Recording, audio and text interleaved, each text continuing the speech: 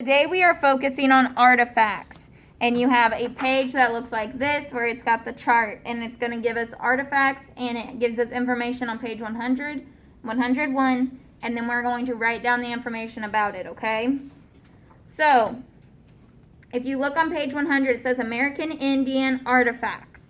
By the time Europeans began exploring the Americas, North America had been home to many different groups of American Indians for thousands of years. The artifacts on this page represent some of the work the American Indians from areas throughout North America.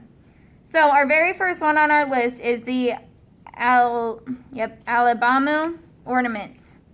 So let's read. You guys can see. Do you guys see the Alabama ornaments? It kind of looks like a necklace with 4 metal crescent moons on it. Do you see that? It says this set of silver ornaments was made to be worn as a breastplate or necklace. It is from the Alabama or Alabama Indians. Today, the Alabama are part of the Alabama Coshada of Texas.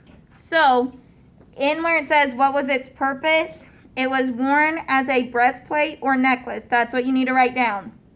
It was worn as a breastplate or necklace. While you are writing that, be listening. A breastplate would have been used in a battle to protect them from arrows and spears and things like that. Okay? So you should be writing down worn as a breastplate or necklace. Okay, so now we're on to the Pawnee war bonnet.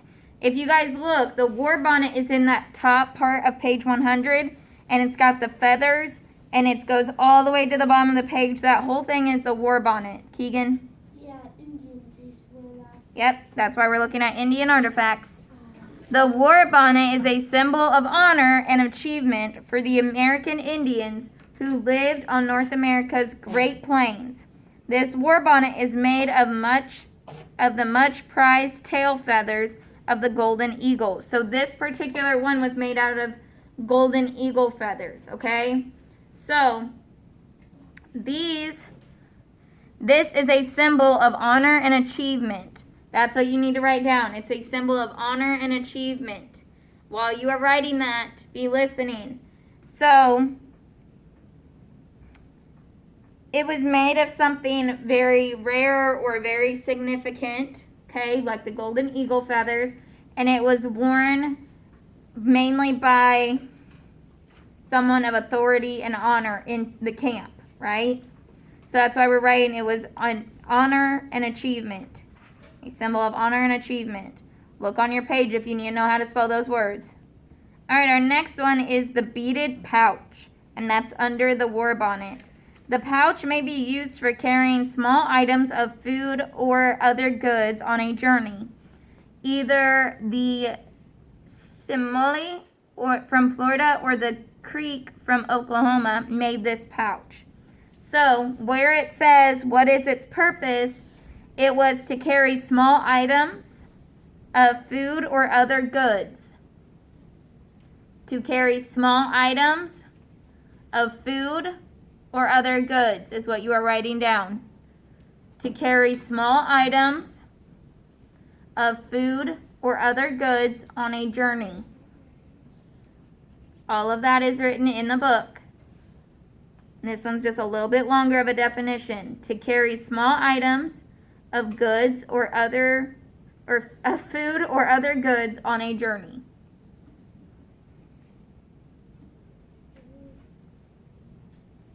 Okay, so this next one is the Comanche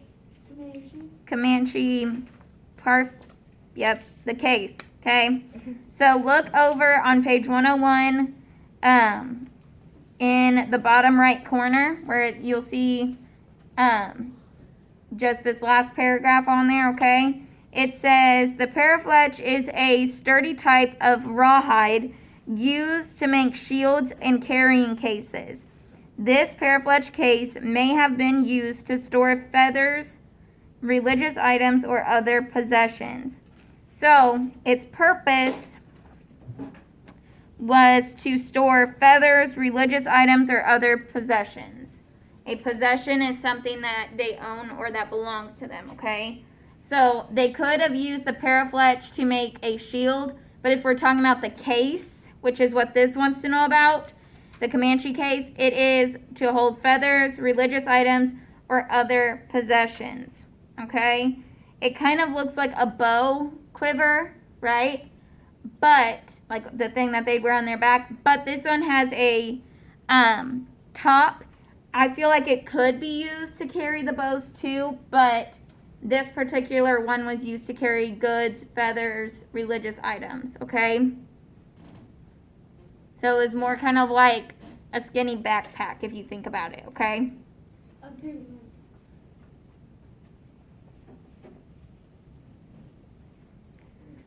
While you guys are writing that, I want you guys to listen to this next one. It is not on our page to do, so be listening. It's the child's shirt, and you can see the picture of it on the top of the page. This shirt of animal hide, beads, and wool was part of the clothing of an Absaroka or Crow child. The Absaroka are Plains Indians who once lived throughout the northern Great Plains, okay? And then the Navajo blanket. This is in the bottom. Again, this one's not on your list. The Navajo live in the southwestern region of the United States. Some Navajo are expert weavers. They spin and weave the wool of their sheep into patterned blankets. So look at how detailed this blanket is. It's not just a pattern of an inch of red, an inch of blue, an inch of green, right? It's a pattern of people and animals and symbols, okay? That takes a lot of time to weave something like that, okay? You're not drawing it, you're making it with fabric and wool. Now, our last one on there, on our list is the Lakota cradle board, okay? That's in the top. And the cradle board picture is to the left and top left of that page. Lakota parents wrap their babies in blankets and place them in cradle boards such as this one. Worn on the parent's back, the cradle board was a way to carry the baby and to allow the baby to see the world from a grown-up's point of view. So, how many of you have seen the carriers where a mom will carry a baby on its chest with the straps or have it on their back? This is a similar concept, but using what they had then, okay? So this was made to carry the baby on the parent's back, okay? So that's what you need to write down. Used to carry the baby on the parent's back.